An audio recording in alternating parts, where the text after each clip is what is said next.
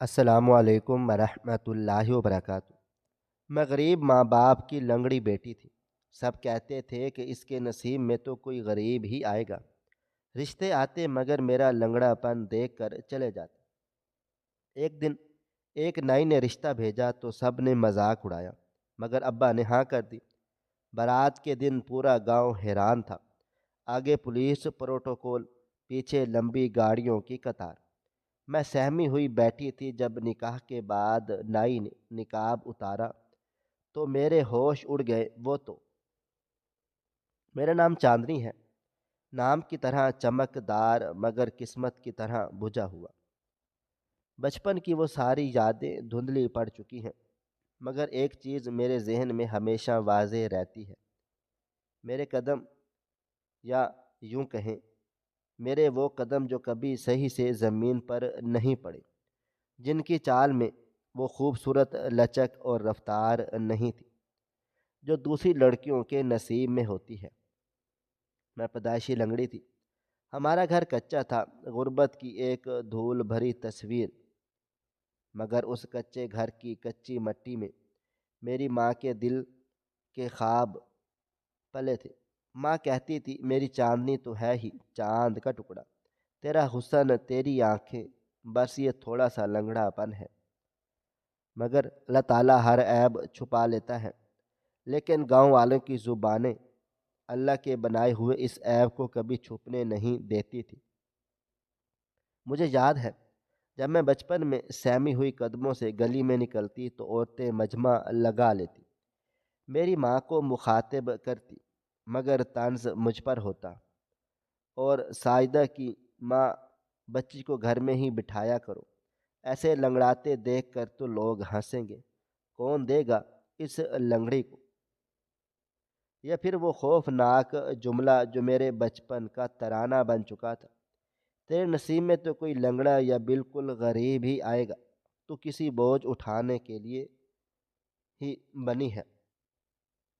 ان جملوں کی کاٹ میرے جسمانی درد سے کہیں زیادہ تھی۔ وقت گزرتا گیا، میں نے اپنے آپ کو گھر کی تاریکی تک محدود کر لیا۔ میں نے بچپن میں ہی دو سچائیاں قبول کر لی، ایک یہ کہ میں دوسروں جیسی نہیں ہوں، اور دوسری یہ کہ میں اپنے غریب ماں باپ پر ایک بوجھ ہوں۔ میں گھنٹوں کھڑکی کی جالی سے باہر کی دنیا کو دیکھتی، میں دوسری لڑکیوں کو ہنستے بھاگتے اپنے ارمانوں کی باتیں کرتے ہوئے دیکھتی۔ ان کی چال میں ایک غرور ہوتا، ایک بے نیازی ہوتی جو میری لنگڑاہٹ نے مجھ سے چھین لی تھی۔ میرا وجود ایک سوالیہ نشان بن چکا تھا، کیا میں کبھی عام لڑکیوں جیسی زندگی جی پاؤں گی؟ کیا کوئی مجھے اپنے لنگڑے پن کے بغیر بھی دیکھ پائے گا؟ میں نے خوبصورت کپڑے پہننا چھوڑ دیے، میں نے آئینہ دیکھنا ترک کر دیا۔ جب بھی میں آئینے میں اپنا عکس دیکھتی، مجھے اپنی خوبصورتی نہیں، صرف وہ ٹیڑھا پن قدم دکھائی دیتا جو مجھے میرے معاشرے سے الگ کرتا تھا۔ وہ احساس محرومی اتنا گہرا تھا کہ میری روح پر ایک مستقل زخم کی طرح رہ گیا تھا۔ میں نے اپنے ماں باپ کو بارہا رات کی خاموشی میں سسکتے سنا تھا۔ میرے والد جو دن بھر محنت مزدوری کر کے گھر کا چولہا جلاتے، ان کی تھکی ہوئی آنکھوں میں میرے لیے ترس ہوتا تھا، اور یہ ترس مجھے مار ڈالتا تھا۔ پھر جب میری شادی کی عمر ہوئی تو گھر میں رشتے آنا شروع ہوئے۔ یہ لمحات میرے لیے کسی اذیت سے کم نہ تھے۔ ہر بار ایک امید جاگتی، ایک خوف کے ساتھ۔ ماں بڑے ارمانوں سے چائے بنا کر اندر آتی، مہمانوں کی تواضع کرتی، میں سسکتے دل سے پردے کی اوٹ میں کھڑی رہتی۔ مرد مہمان میرے والد سے بات کرتے، میرا ہاتھ دیکھتے، میرے خد و خال کی تعریفیں کرتے، اور پھر جب وہ لمحہ آتا جب وہ مجھے چلنے کا اشارہ کرتے، جو ہی میں لنگڑا کر اپنا پہلا لنگڑاتا قدم اٹھایا، ان کی آنکھوں میں ربغت کی چمک بجھ جاتی، ان کے چہرے پر ترس، ناگواری اور پھر فوراً سے انکاری کا تاثر چھا جاتا۔ وہ نہایت رسمی انداز میں کہتے، معاف کیجیے گا، ہم ذرا دیکھ کر بتائیں گے۔ اور وہ بتائیں گے والا وعدہ ہمیشہ ہوا میں تحلیل ہو جاتا، وہ واپس نہیں آتے۔ ایک دو بار تو ایک رشتے والوں نے جب میں لڑکھڑا کر سنبھلی تو ایک بلند آواز میں ہنس کر کہا، ارے بھائی، ہم نے اپنی بہو لانی ہے، کہہ دو نہیں، یہ تو بستر پکڑنے والی ہے۔ میرا دل ٹوٹ کر ریزہ ریزہ ہو گیا۔ اس دن میں نے سجدے میں گر کر دعا مانگی، یا اللہ، یا تو مجھے موت دے دے یا کوئی ایسا رشتہ دے دے جو میرے بدن کو نہیں، میرے اس ٹوٹے ہوئے دل کو قبول کر لے۔ میں اب اور تانے نہیں سن سکتی۔ میں نے دروازہ بند کر لیا۔ میں اپنے آپ سے نفرت کرنے لگی۔ میرا وجود، میری خوبصورتی، میرا سب دل، سب کچھ ایک عیب کے سامنے بے معنی ہو چکا تھا۔ میں جانتی تھی میرے نصیب میں ہمیشہ ٹھکرانا ہی لکھا ہوا ہے۔ میرے ماں باپ کی دعائیں بھی شاید میری قسمت کی لکھائی بدل نہیں پائیں گی۔ میں منتظر تھی کہ کب زندگی، یہ اذیت بھری زندگی، کہانی ختم کر دے گی۔ ٹھکرائے جانے کے وہ لمحات اتنے زیادہ ہو چکے تھے کہ میں نے اپنے آپ کو اپنے کمرے میں قید خانہ بنا لیا تھا۔ میں نے گھر سے باہر نکلنا چھوڑ دیا۔ باہر کی دنیا سے کٹ جانے کے بعد بھی اس دنیا کے زہریلے بول میرے گھر کی درزوں سے اندر آ جاتے تھے۔ ماں باپ کی بے بسی دیکھ کر میرا دل کٹتا تھا۔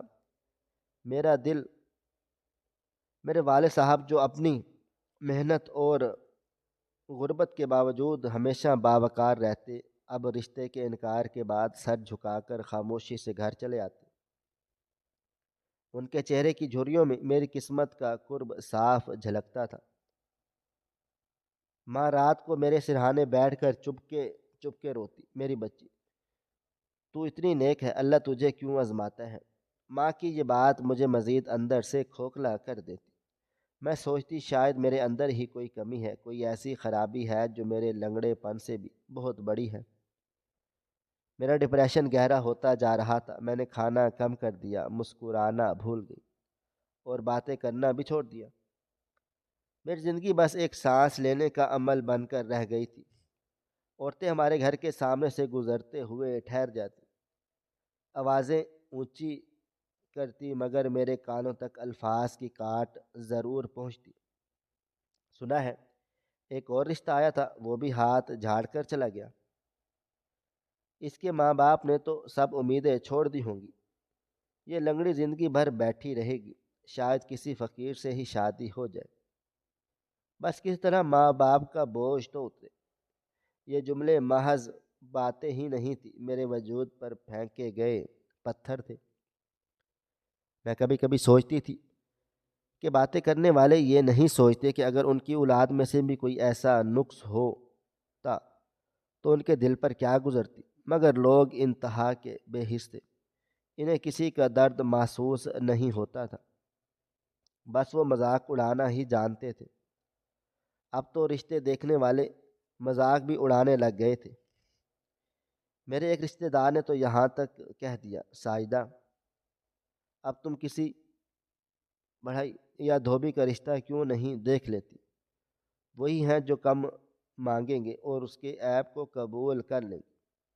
اس بات پر میرے ابا کو شدید غصہ آ گیا، مگر ان کی غربت اور میری قسمت نے ان کے ہاتھوں میں کوئی طاقت نہ چھوڑی تھی۔ وہ بس خاموش ہو کر اندر چلے گئے اور دیر تک کمرے میں ٹہلتے رہے۔ مجھے معلوم تھا کہ وہ ٹوٹ چکے ہیں، میری وجہ سے ان کی عزت اور وقار دونوں مٹی میں مل رہے تھے۔ میری ماں کا صبر بھی جواب دے رہا تھا۔ ایک دن وہ کمرے میں آئیں اور انہوں نے میرے ہاتھ پکڑ لیے، چاندنی، ہم تیری شادی کے لیے ہر دروازے پر گئے، ہر ایک کو اپنی حالت بتائی، کوئی نہیں مانتا، تیری جوانی یوں ہی برباد ہو جائے گی، ہم کیا کریں گے؟ ان کی آنکھوں میں ایک شدید بے بسی تھی جو ہر ماں کی پریشانی سے بڑھ کر تھی۔ میں نے ماں سے کہا، ماں، مجھے چھوڑ دو، مجھے یوں ہی رہنے دو، میں اس کمرے میں سوکھی ہوں، باہر کی دنیا میں صرف تانے اور نفرت ہے، میں نہیں چاہتی کہ میری وجہ سے تم دونوں کو مزید ذلت اٹھانی پڑے۔ یہ میری خاموش بغاوت تھی، دنیا کی توقعات کے خلاف۔ اپنے لنگڑے پن کو قبول کرنے کی بغاوت۔ میں نے اپنی ذات کو دنیا کے سامنے پیش کرنا ہی چھوڑ دیا۔ میں نے اپنے نصیب کو پتھر کی لکیر مان لیا، مگر میری ماں کو یہ فیصلہ کیسے قبول ہو سکتا تھا؟ میں ان کی اکلوتی بیٹی تھی، وہ میرا بسا ہوا گھر دیکھنا چاہتی تھی۔ اور پھر اس تاریکی اور بے بسی کے عالم میں ایک شام ایک عجیب و غریب واقعہ پیش آیا۔ ابا جان گھر پر اکیلے تھے جب دروازے پر دستک ہوئی۔ اندر ایک گاؤں کا عام سا شخص داخل ہوا جس کا نام حاکم علی تھا، پیشے کے اعتبار سے نائی۔ وہ ہماری گلی کے نکڑ پر ایک چھوٹی سی دکان چلاتا تھا۔ وہ شخص اندر آیا اور اس کے ہاتھ میں ایک چھوٹا سا مٹھائی کا ڈبہ اور کپڑے بھی سادہ سے تھے۔ ابا نے احتراماً اسے بٹھایا۔ کہو حاکم، کیسے چلے آئے ہو؟ حاکم نے دبی ہوئی آواز میں کہا کہ میں آپ کی بیٹی چاندنی کا ہاتھ مانگنے آیا ہوں۔ میں اسے اپنی بیوی بنانا چاہتا ہوں۔ یہ سن کر میرے والد حیرت سے سکتے میں آ گئے۔ ایک نائی، ایک غریب عام سا نائی جو پہلے سے شادی شدہ بھی ہے اور میری شادی کا پیغام لے کر آیا تھا۔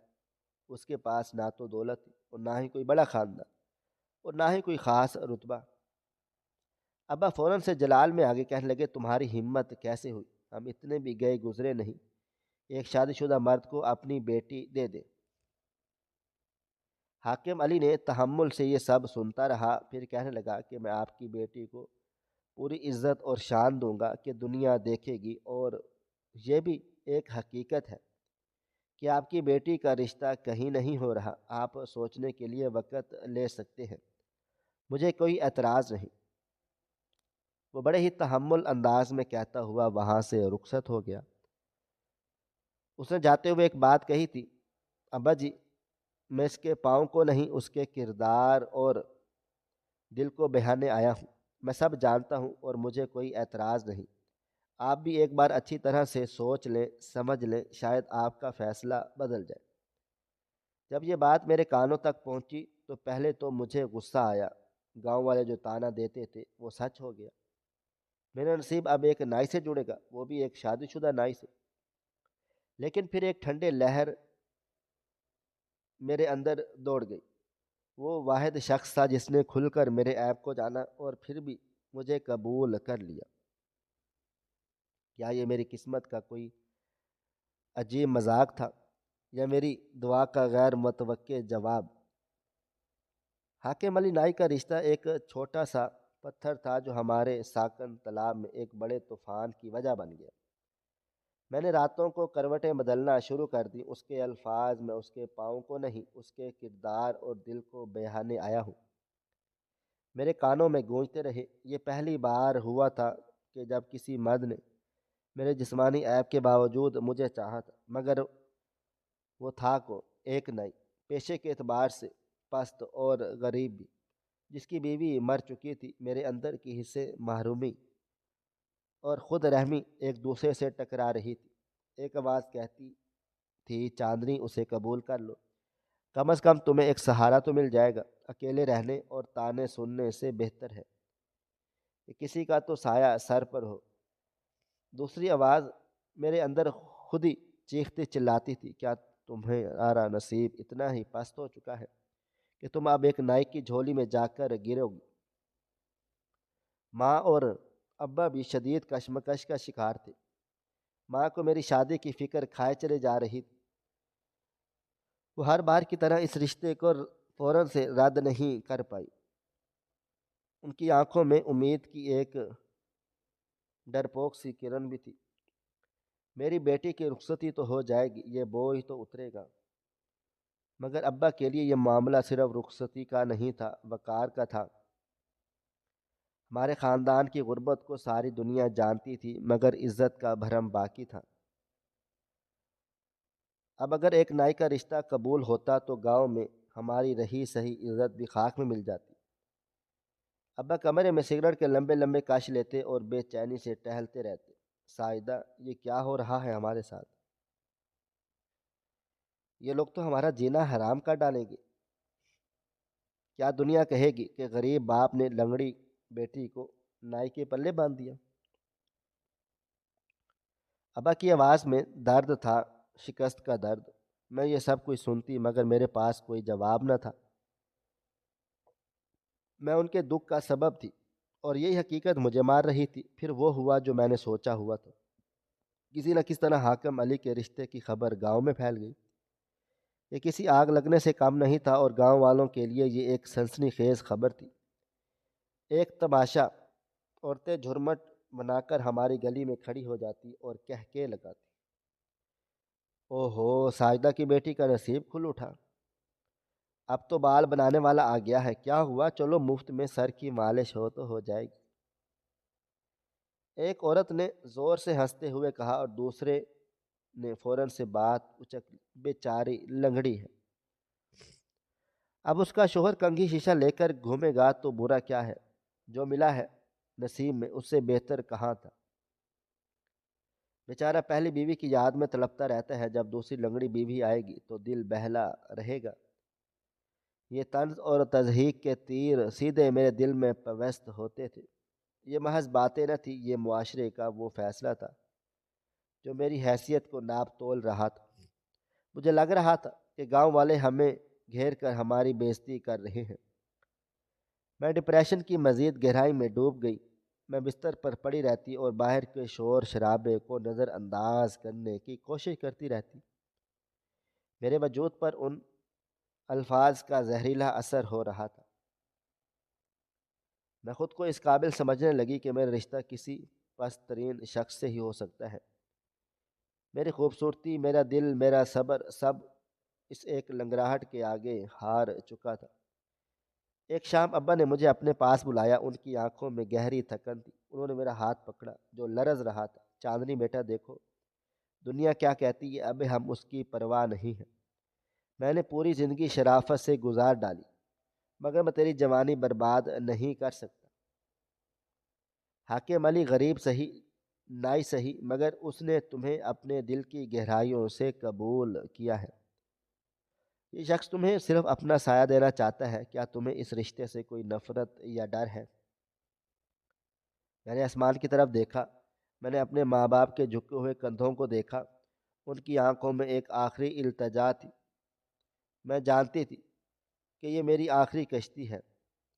میں نے ایک لمبی ٹھنڈی سانس لی اور اپنے اندر کی ساری خودی، سارا غرور، سارا مان تول ڈالا۔ میں نے فیصلہ کیا مجھے دنیا کے طعنوں سے بچنے کے لیے، اپنے ماں باپ کے وقار کو کچھ حد تک بچانے کے لیے، اور سب سے بڑھ کر ایک عام زندگی کی دھندلی سی امید کے لیے ہاں کرنی ہوگی۔ میرے لبوں سے ایک دھیمی سرگوشی نکلی، ابا اگر یہ میری قسمت ہے تو مجھے منظور ہے۔ مجھے اس شخص سے کوئی نفرت نہیں جو میرے عیب کے ساتھ مجھے قبول کرتا ہے، میں اس کی ممنون رہوں گی۔ ابا نے میری ہاں سنتے ہی ایک گہری سانس لی، جیسے برسوں کا بوجھ اترا ہو۔ وہ فوراً اٹھ کر حاکم علی کے پاس گئے۔ باہر گاؤں میں بات پھیل گئی کہ لنگڑی چاندنی کا رشتہ نائی سے پکا ہو گیا۔ بہرحال ہر طرف کہکے، مذاق اور کانا پھوسی تھی، مگر ابا نے دنیا کی پرواہ کیے بغیر اگلے ہفتے کا دن شادی کے لیے مقرر کر دیا۔ وہ وقت میرے لیے قیامت صغریٰ تھا۔ میں نے سہمی ہوئی، اندر سے ٹوٹی ہوئی، اپنی قسمت کے اس غیر متوقع فیصلے پر خاموش تھی۔ وہ شادی محض ایک رخصتی نہیں تھی، وہ میرے لنگڑے پن پر مہر تھی، ایک غریب کی بیٹی ہونے کی تصدیق تھی۔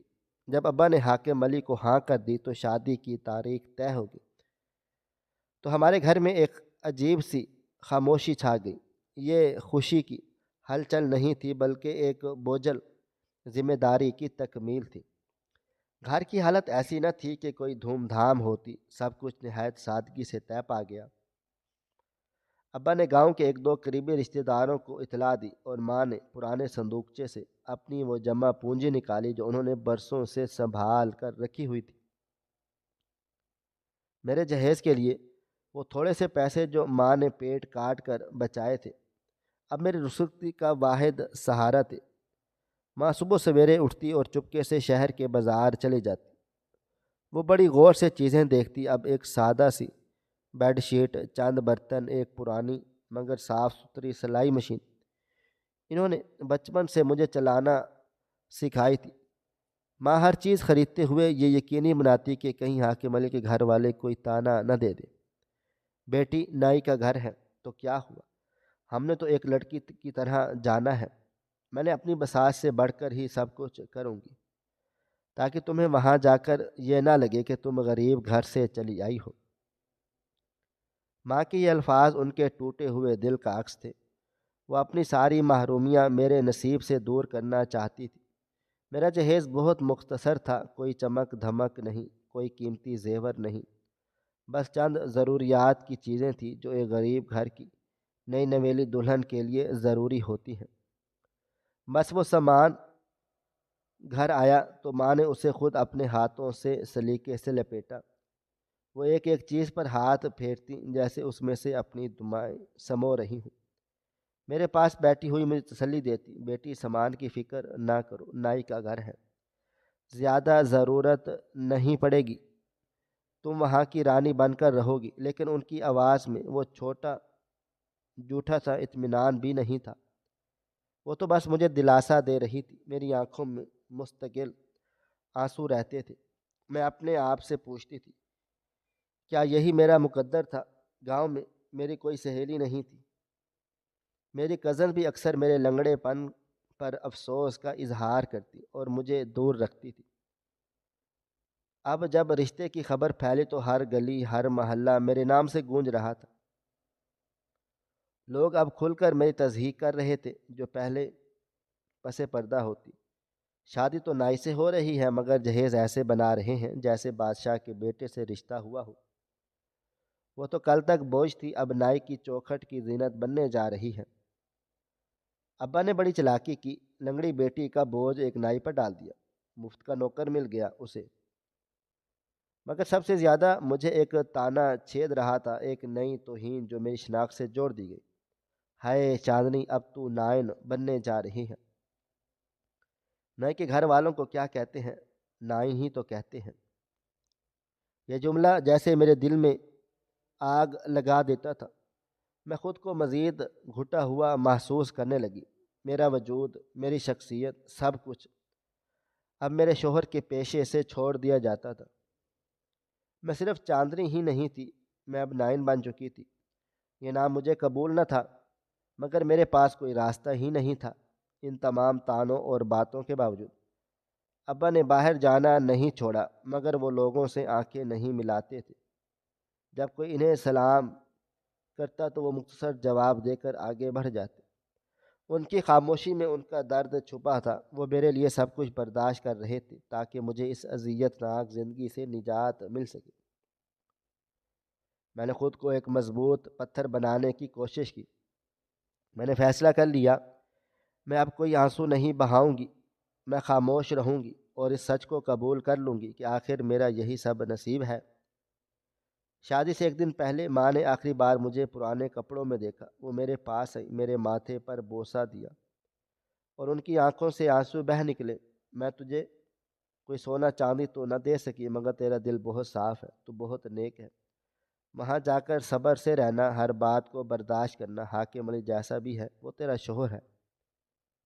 اب تمہاری ڈولی یہاں سے اٹھے گی اور اب صرف تم اس کی امانت ہو۔ ماں کی یہ باتیں میرے روح کو جھنجھوڑ گئی۔ وہ مجھے رخصتی سے پہلے آنے والی مشکلات کے لیے تیار کر رہی تھی۔ میں نے ماں کا ہاتھ پکڑا اور اپنے لنگڑاتے ہوئے پاؤں کی طرف اشارہ کیا۔ ماں، میرا نصیب تو اس دن ہی طے ہو گیا تھا جب میں اس دنیا میں چلی آئی تھی، اب جو ہوگا قبول ہے۔ ہمارے گھر میں شادی کی کوئی خوشبو نہ تھی، صرف ایک گہرا سناٹا تھا جو آنے والی نامعلوم زندگی کے خوف سے بھرا ہوا تھا۔ لوگ شادی کے دن سے ایک دن پہلے بھی باتیں بنانا نہیں چھوڑے تھے۔ کہنے لگے، ارے شادی کا سارا کھانا حاکم علی خود ہی بنائے گا، کسی اور نائی کو ہائر کرنے کی ضرورت نہ پڑے گی۔ مگر ہم سب نے ان کی باتوں پر جیسے کان آنکھیں بند کر لیا ہو۔ اگلا دن میری شادی کا وہ فیصلہ کن دن تھا جب مجھے دنیا کے سامنے نائن بن کر رخصت ہونا تھا۔ شادی کا دن آ گیا اور ہمارا گھر ماتم کدہ بنا رہا۔ نہ کوئی گیت، نہ خوشی کی ہلچل۔ ماں نے مجھے میرے سادہ سے کپڑوں میں دلہن بنایا۔ میں نے لال جوڑا پہنا جس پر ماں نے اپنے ہاتھوں سے ستارے ٹانکے تھے۔ میرے چہرے پر کوئی مسکراہٹ نہ تھی، صرف ایک گہری بے حسی چھائی تھی۔ میرا دل بری طرح سے ڈر رہا تھا، مجھے لگ رہا تھا کہ میں ایک بے نام بے منزل سفر پر نکلنے والی ہوں۔ میں نے لرزتے ہاتھوں سے بیٹھی ہوئی تھی اور اپنے لنگڑے پن کو نصیبوں کو کوس رہی تھی۔ گاؤں کی عورتیں دروازے کے باہر جمع کانا پھوسی کر رہی تھی، ان کی باتوں میں اب زیادہ ترس اور تحقیر تھی۔ نائن کا انتظار ہو رہا ہے، کیسی قسمت ہے۔ آج کی رات اس کا کچا گھر میں نائی کی دکان بن جائے گا۔ ابا کمرے کے دروازے پر کھڑے تھے، ان کی آنکھیں گیلی تھی اور بار بار اپنی پگڑی درست کر رہے تھے، جیسے اپنی ٹوٹی عزت کو سمیٹ رہے ہوں۔ وقت گزرتا جا رہا تھا، ہر گزرتا لمحہ مجھے مزید بے چین کر رہا تھا۔ مجھے امید تھی کہ شاید یہ سب کچھ ایک برا خواب ہو جائے اور کوئی معجزہ ہو جائے، مگر معجزے غریبوں کے حصے میں نہیں آتے۔ شام گہری ہو چکی تھی جب اچانک دور سے ایک شور بلند ہوا۔ یہ کسی بیل گاڑی کا نہیں بلکہ ایک طاقتور انجن کی گرج تھی۔ اس کے بعد ایک تیز خوفناک سائرن کی آواز سنائی دی، جو گاؤں والوں نے اس سے پہلے صرف فلموں میں سنی ہوگی۔ پورے گاؤں کی خاموشی ٹوٹ گئی۔ ہر شخص جو اب تک ہماری غریبی اور میرے نصیب کا مذاق اڑا رہا تھا، اپنے کچے دروازوں سے باہر نکل آیا۔ سب کی نگاہیں سڑک کے ایک موڑ پر جمی تھی۔ سب سے پہلے جو منظر آیا اس نے گاؤں والوں کی آنکھوں کو پھاڑ کر رکھ دیا۔ سڑک کے موڑ سے پولیس پروٹوکول کی دو چمکدار سائرن بجاتی ہوئی گاڑیاں داخل ہوئیں۔ ان گاڑیوں میں اسلحے سے لیس پولیس اہلکار موجود تھے۔ یہ کیا ہے؟ یہ کون ہے؟ ہر طرف حیرت اور خوف کا عالم تھا۔ کسی کو یقین نہیں آیا یہ بارات ہمارے گھر آ رہی ہے۔ پولیس پروٹوکول کے پیچھے جب اصل بارات کا قافلہ آیا تو پورا گاؤں ساکت رہ گیا۔ وہ کسی چھوٹی موٹی بارات کی قطار نہ تھی بلکہ لمبی اور چمکدار گاڑیوں کی ایک نہ ختم ہونے والی قطار تھی۔ غالباً 10 سے 15 نہایت مہنگی غیر ملکی گاڑیاں جو صرف بڑی ریاستوں کے شہزادوں یا حکومتی عہدیداروں کے پاس ہوتی ہیں۔ ہر گاڑی میں اعلیٰ لباس میں ملبوس انتہائی نفیس لوگ بیٹھے تھے۔ یہ منظر دیکھ کر سب کی زبانیں گنگ ہو گئیں۔ وہ کسی ریاست کے شہزادے کی شادی تھی۔ جب یہ شاہی قافلہ ہمارے کچے مکان کے سامنے رکا تو مجھے محسوس ہوا جیسے میرے جسم میں جان ہی نہیں رہی۔ میں سہمی ہوئی بیٹھی تھی، میرے ہاتھ پاؤں ٹھنڈے ہو چکے تھے۔ ابا اور اماں کے چہروں پر تو جیسے رنگ ہی نہ تھا، وہ حواس باختہ تھے۔ ابا گھبراہٹ میں کچھ بول نہیں پا رہے تھے۔ یہ کیا ہے؟ یہ غلط گھر آ گئے ہیں نا؟ ابا نے لرزتی ہوئی آواز میں اماں سے پوچھا۔ اسی لمحے پہلی کالی گاڑی کا دروازہ کھلا اور ایک باوقار سفید لباس میں ملبوس شخص باہر نکلا۔ وہ دیکھنے میں نائی حاکم علی بالکل نہیں لگ رہا تھا۔ وہ نہایت وجیہہ تمکنت والا اور کسی بڑے رتبے کا آدمی لگ رہا تھا، اور اس کے ساتھ ہی نائی حاکم علی بھی باہر نکل چکا تھا۔ لوگ اسے دیکھ کر ایک دم سے چونک گئے کہ یہ نائی اس بڑی سی گاڑی میں کیا کر رہا ہے، اور صحرا تو لائق کی بجائے اس ہینڈسم سے لڑکے کے سر پر بندھا ہوا ہے۔ آخر ہے یہ چکر کیا؟ اس نے آگے بڑھ کر ابا کو گلے سے لگایا اور نہایت ادب سے سلام کیا۔ گاؤں والوں کے لیے یہ منظر کسی فلم سے کم نہ تھا۔ جو نائی کل تک ہماری گلی کی نکڑ پر بال کاٹتا تھا، آج اس کا پروٹوکول ایسا۔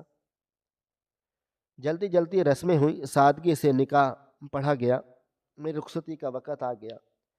ابا نے لرزتے ہاتھوں سے مجھے اس شخص کے سپرد کر دیا، کیونکہ نائی حاکم علی نے ابا کے کان میں کوئی سرگوشی کی تھی اور ابا نے سر ہاں میں ہلا دیا تھا۔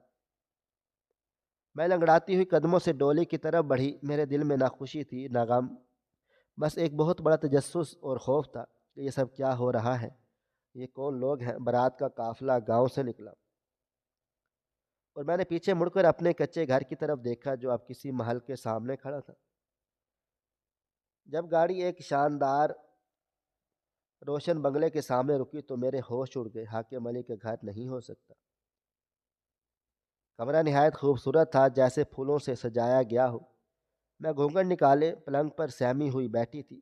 میرا دل گواہی دے رہا تھا کہ میرے ساتھ کوئی بہت بڑا راز چھپا ہے۔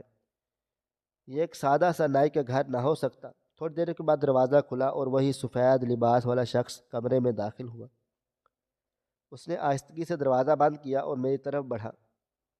وہ خاموشی سے میرے پاس چلا آیا، پلنگ پر بیٹھا، پھر اس نے نہایت نرمی سے میرے نقاب کو اوپر اٹھایا۔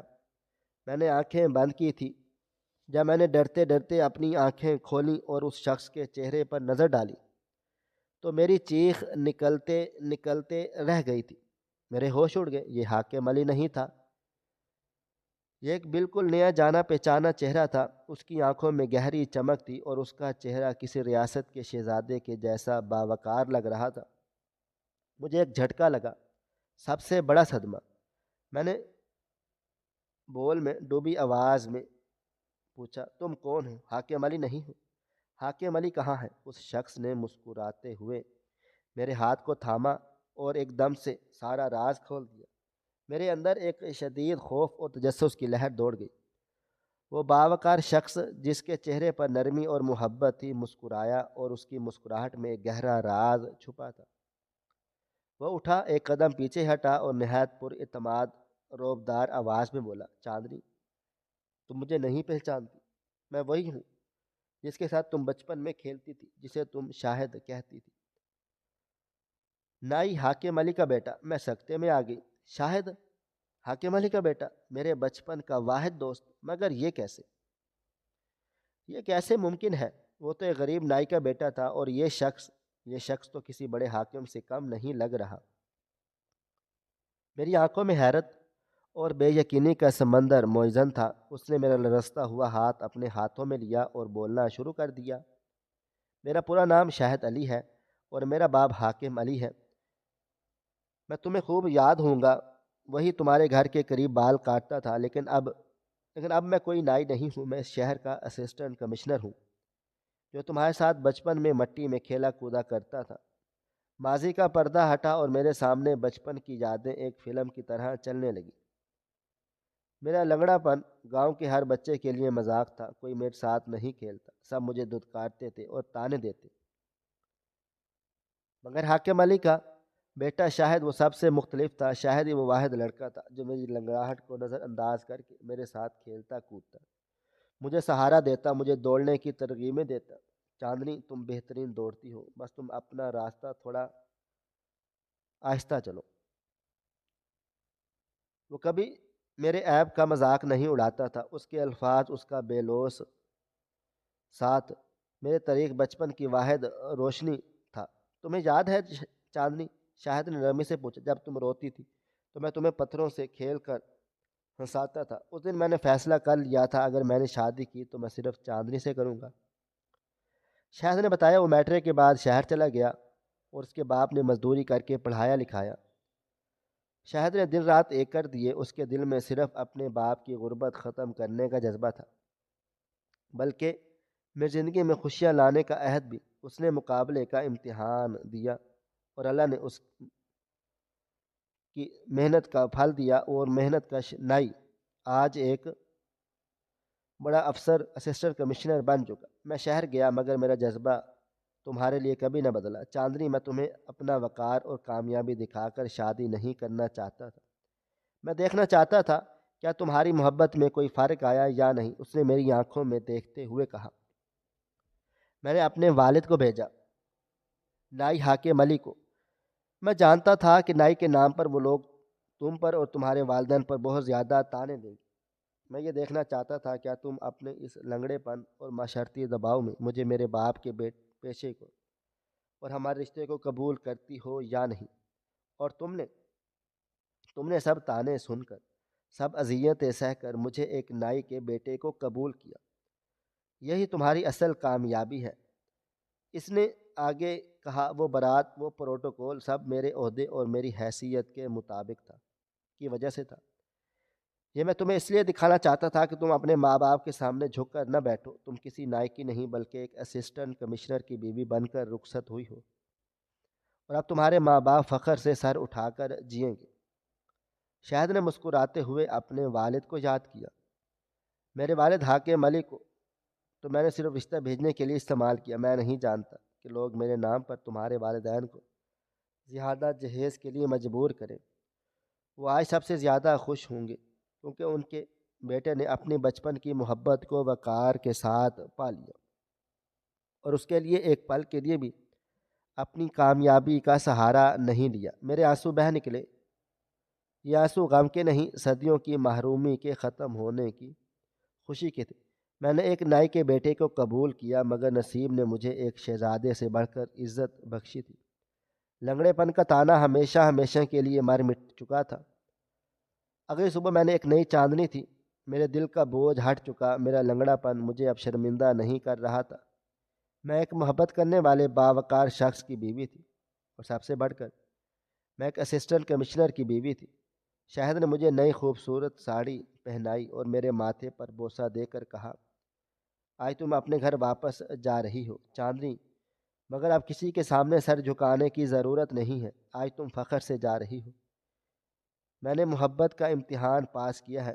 ناشتہ کرتے وقت مجھے محسوس ہوا میری زندگی میں پہلی بار حقیقی روشنی آئی ہے۔ مجھے ماں باپ کی یاد شدت سے ستانے لگی۔ ان کی بے بسی اور ان پر پڑنے والے تانے مجھے یاد آنے لگے، جن کا ازالہ اب ہونے والا تھا۔ جب شاہد نے مجھے رخصتی کے بعد پہلی بار میرے گھر لے جانے کے لیے گاڑی میں بٹھایا تو پھر باہر وہی پروٹوکول موجود تھا۔ میں نے خود کو مضبوط کر لیا اور مسکرا دی۔ آج میری رخصتی کے اس کچے سے گھر میں ایک مظلوم بیٹی کے طور پر نہیں، بلکہ ایک کامیاب بیٹے کی عزت دار بیوی کے طور پر ہو رہی تھی۔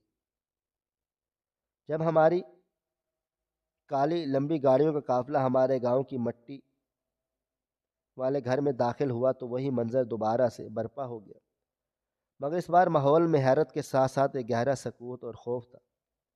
گاؤں والے جو کل تک ہمیں تانا دے رہے تھے آج اپنے دروازوں کے پیچھے چھپ چکے تھے، مگر ان کی آنکھیں سب کچھ دیکھ رہی تھیں۔ پولیس پروٹوکول سائرن بجاتا ہوا ہمارے کچے علاقے کے سامنے جا رکا اور گاڑی سے پہلے شاہد باہر نکلا، پھر اس نے جھک کر میرا دروازہ کھولا۔ میرا لنگڑاتا قدم آج زمین پر پڑا، مگر میرے سر پر وقار کا تاج تھا۔ میں نے اپنے پیچھے جمع لوگوں کے چہروں کی طرف دیکھا، ان کی زبانیں ہمیشہ کے لیے بند ہو چکی۔ جو عورتیں مجھے نائن کہتی تھیں ان کی آنکھوں میں ندامت اور شدید حیرت تھی۔ میرا باپ جو کل تک جھکا ہوا تھا آج فخر سے سینہ تان کر باہر چلا آیا۔ اس کے چہرے پر آنسو تھے، مگر یہ آنسو خوشی اور اطمینان کے تھے۔ ماں نے مجھے گلے سے لگا لیا۔ وہ حیرت میں تھی کہ یہ سب کچھ کیسے ہو گیا، اور میں نے انہیں گلے لگاتے ہوئے سرگوشی کی۔ ماں نے ایک نائی کے بیٹے کو قبول کیا تھا، مگر میرا نصیب اللہ تعالیٰ نے لکھا تھا۔ شاید نے ہمارے ماں باپ کے گلے لگا اور انہیں مکمل طور پر عزت دی۔ اس لمحے مجھے لگا کہ میرا امتحان ختم ہو چکا تھا۔ یہ کہانی اس بات کی زندہ مثال ہے کہ عہدہ اور مقام کسی کے حسب و نسب یا ذات پات کی محتاج نہیں ہوتے۔